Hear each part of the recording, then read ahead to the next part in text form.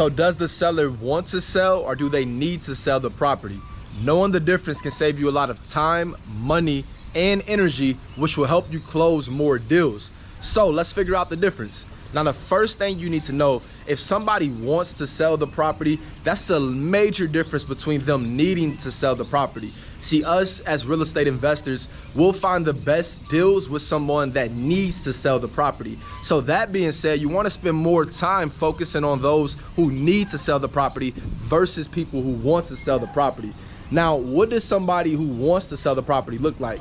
Well, the first thing, when somebody wants to sell the property, you can tell as soon as you get on the phone that they just want to sell the property, even if they say yes, that they don't need to really sell the property. Because what they will say is, first off, they'll say, sure, how much will you give me, right? They'll say, sure, how much will you give me for the property?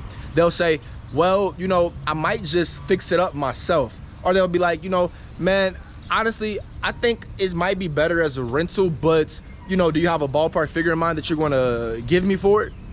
The bottom line is they're going to be pressing for the price right away. So them pressing for the price right away, and also, telling you that they might just fix it up themselves, but they still, want to sell it or possibly will sell it. All that, you will be wasting your time if you continue that conversation. Now, what can happen is these kind of people, you can go through and you can, try to qualify the entire lead. You can go through and, ask them the condition of the property and try to figure out if you can make something work, or you can simply just go ahead and qualify it like this. Now, what I do if I sense that they don't want to sell the property, or they're really not, they're not serious about selling the property, they're really trying to waste my time, I go ahead and do what I call disqualification. So I just go ahead and disqualify them. Now, the way I disqualify them, it also can lead to a qualification depending on what they say. But the way you go about this is you simply, what usually happens is, let's say if I call somebody and John answers, right? So let's say I call John about the property on 123 Main Street. I asked John if he's interested in selling. He said, yeah, I am looking to sell. How much are you looking to offer? And I'll say, well, John, besides getting the right price, is there another reason you are interested in selling the property at this time? And then he'll be like, well, no, it's all about the numbers, right? And I'll be like, okay, well, do you have a right price in mind? Now, the way you set that up, you see, I set it up. Like, do you have another reason you're looking to sell besides getting the right price? I'm asking him that because I want him to say, no, I want the right price. So that way I'll say, well, do you have a right price in mind? Now, once I ask, do you have a right price in mind? He'll then tell me his price range, and then I'll go back and see if those numbers work for me. And what I just showed you saves you a lot of time, because you could sit back and qualify this person, ask him all the qualifying questions about the property, or you can simply get right to the numbers, because that's all they want to talk about anyway. This kind of person who wants to sell the property, they just want to know how much they can get paid, how much they can get for the property right away. So what you can do is reverse that, use your skills as a savvy real estate investor by getting them to say that the price that they want to sell for. Okay, the price that they want to sell for. Now, somebody who needs to sell. This is who you will go after, about 80% of the time, 70% of the time, in this wholesale real estate business, and also when it comes to finding great deals in real estate investing in general.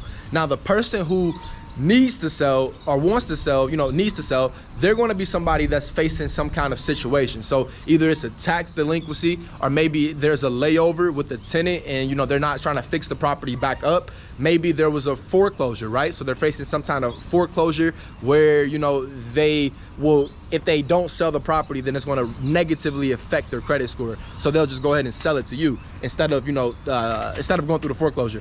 So that being said, all of these different things, guys, you have, as an investor, you have the solution for them.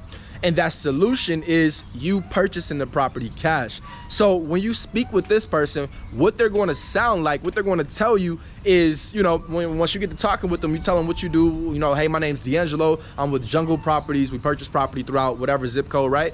Once they say, yes, I want to sell the property, they're not only going to say yes, guys, they're going to follow through exactly what you put forth, right? So you're leading the conversation. They're going to go with you through the conversation. Once you ask them, do you have a price range in mind? They'll give you a price range and they'll try to make something work.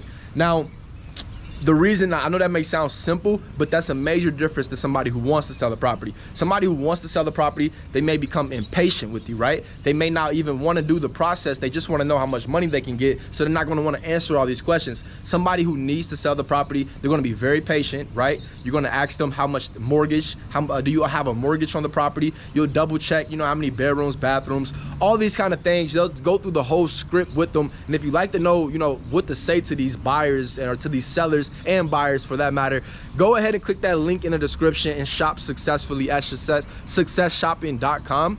You guys can go ahead and visit successshopping.com. You can download my personal script, my personal Cold Call to Success, the course that I wrote for you guys that shows you everything that I've learned from 2.5 years of full-time real estate investing, primarily through cold calling. So I'll show you guys everything, including my script and contracts and things like that. Now, this being said, guys, if you have somebody who needs to sell the property, the main thing you have to do is just not mess it up. That's the main thing. You literally just, if you don't mess it up, you got yourself a deal. If you mess it up, and messing it up looks like over talking, right? Asking unnecessary questions. So just don't mess it up. Don't over talk. Don't ask unnecessary questions. As long as you do those things, you'll have yourself your first, or, you know, another deal for you that you deserve to have, because, you know, real estate investing is very simple, especially if you make it simple by just knowing how to ask the right questions and being able to, you know, interact with the right clientele. So find the people who need to sell their property. You still can get deals from people who want to sell the property, but if you're dealing that way, make it short. Don't spend 30 minutes on the phone, you know, and you get all the information about the property and you look at the numbers and it don't work. You want to get the numbers off right away for somebody if you sense that they just, you know, want to sell the property. All right. Now, guys, that's all I got for you. As long as your heart isn't in it, though, I can tell you that you are already a success. As always, get to stepping.